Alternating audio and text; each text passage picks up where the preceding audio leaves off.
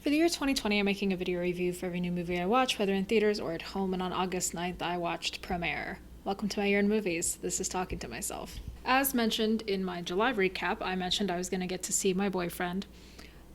I did get to see my boyfriend. And while I was there, he turned into my fiance, so I'm really excited. But in the course of this trip, we also watched Promare. This movie is a 2019 Japanese animated film from Studio Trigger, known for shows like Gurren Lagann and Kill La Kill. It is directed by Hiroyuki Imaishi and written by Kazuki Nakashima, both of whom worked on those shows. And from what my fiance told me, all of their success and all of the things that worked in their previous works all come together into Promare, and it's kind of a concentrated single shot of just all of the adrenaline that they put into their stuff. And he got to see it actually in the before times in the theater, full of anime fans who were familiar with the work of Studio Trigger. So they understood all of the tropes and references and inside jokes that the studio was pulling on and that was known for in their work. And so then the question arises, someone like me who only has a passing familiarity with anime, I've only seen like Cowboy Bebop, One Punch Man, Cory in the House, Full Metal Alchemist, I'm not super familiar with anime. Is Promare something you can enjoy if you're not an anime fan? Is it something you can enjoy if you're not familiar with it?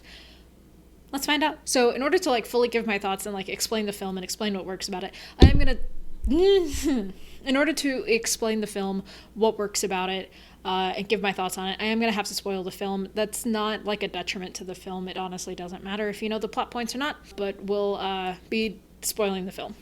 Promare is a 2019 animated film. As mentioned, it portrays this world in which you have regular mortal humans, but then you also have this other race of humans. So 30 years before the main action of the film, there was this thing called the Great World Blaze, which was this global catastrophe in which a bunch of people just spontaneously combusted, which is a gnarly natural phenomena, by the way. Or maybe unnatural phenomena, I don't know. You have the second race of people now called the Burnish, who are like pyrotechnics. They can control fire with their mind. 30 years later, we're into the main action of the film, and you have Gallo Themos, who is a part of this firefighting crew called Burning Rescue, and they have to literally put up their dukes and fight fire because this is sentient fire. But then you also have the Burnish, specifically you have this kind of IRA-esque group called Mad Burnish, who are using their fire to kind of gain more Burnish autonomy in this world, because Burnish are kind of oppressed in this universe. In the Burnish camp, in this Mad Burnish camp, this IRA terrorist group, you have Leo Fodia, who is the leader, and he and Gallo team up to expose a government conspiracy to use Burnish as fuel to escape through a second dimension portal because the Earth's core is going to explode and the planet is going to be destroyed. This sounds like a lot, but it is a lot in that it is like a roller coaster, because once you are strapped in, you are just going to go. It does not matter if you understand, you're just going to enjoy it. The movie goes too fast for you to worry about whether or not you like it, and that's a good thing.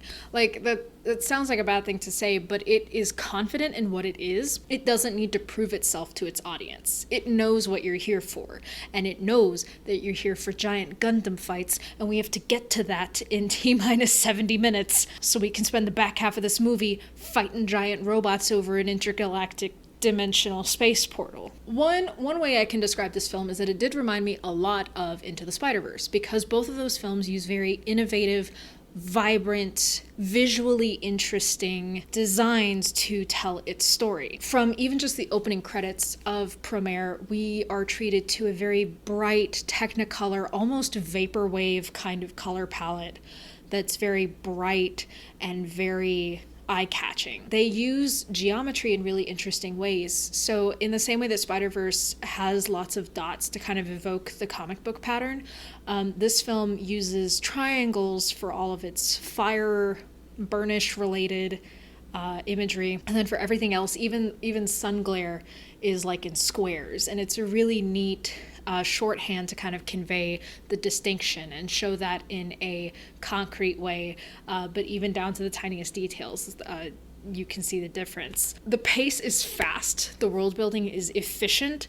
In the first 90 seconds, you're okay, a bunch of people burst into flames and now police brutality.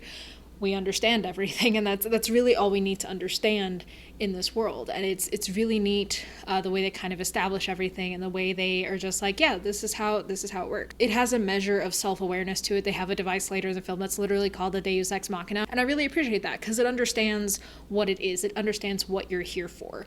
It's not, big brain. It's very like eyes wide, chug a Red Bull, we're going. And it's a lot of fun as a result of that. I do have to say that because it is so confident in what it is, its refusal to limit itself to rules and get bogged down in structural details, like, that's fine. You need movies like that, I think, and this is one that's really good in that regard. So as mentioned, it knows what we're here for, and that it's the high-octane Gundam fights, and that's, I believe, kind of brought over from Gurren Lagann, which my fiance's explained it to me multiple times.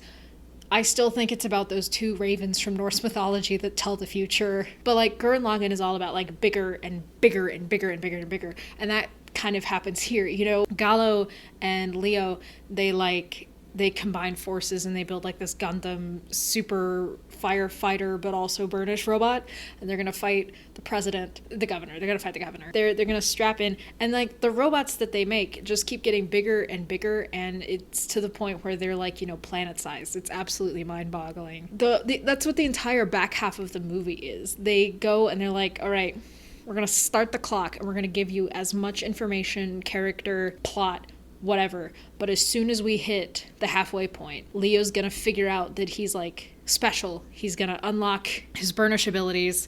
He's gonna discover, the secret of the Promare. He's gonna go Super Saiyan, and then we're just gonna fight. We're gonna fight the president for the rest of the movie, and it's really fun. Part of the fun in those fights comes from the soundtrack. The soundtrack, as composed by Hiroyuki Sawano, it's effortless. It's not just scene to scene that it has score. It is moment to moment, and those moments are full of like this high energy, seamless, and critical music. Like, I heard one of the songs, what I would consider like the title song. My fiance sent that to me like months ago.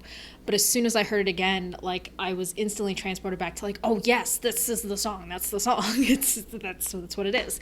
And so it has a very tightly integrated aesthetic and a very tightly integrated soundtrack that works towards creating a very cohesive whole, and it's really neat in that regard. In addition to it being kind of like Into the Spider-Verse, I think it's very similar to a lot of the like 90s action films and 80s action films, and just kind of like the disaster movies kind of combined, because people control fire. We're burning the world's gonna explode, we gotta jump dimensions to a better planet. But okay, so I know that Gallo and Leo technically aren't boyfriends by the end of it, but come on, it's like you took every like action duo in all of those movies, and it's like, we know there's a ton of homoerotic subtext.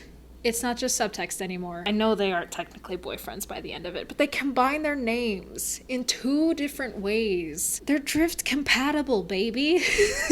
That's a deep bond. I know that not all drift compatible people are romantically involved, but come on, how much more romantic can you get?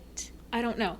The characters were fun too, from like their punchy design to just the very simple, straightforward characterizations. It's kind of trope heavy, but tropes are meant to be shorthand. They're meant to be storytelling shortcuts, and they use that to their advantage. So even with the characters being very quick and easy to figure out, they're not unlikable. They're still very charismatic, they're still very likable, and that comes through with the vocal performance, both in the English and Japanese versions. We ended up listening to both.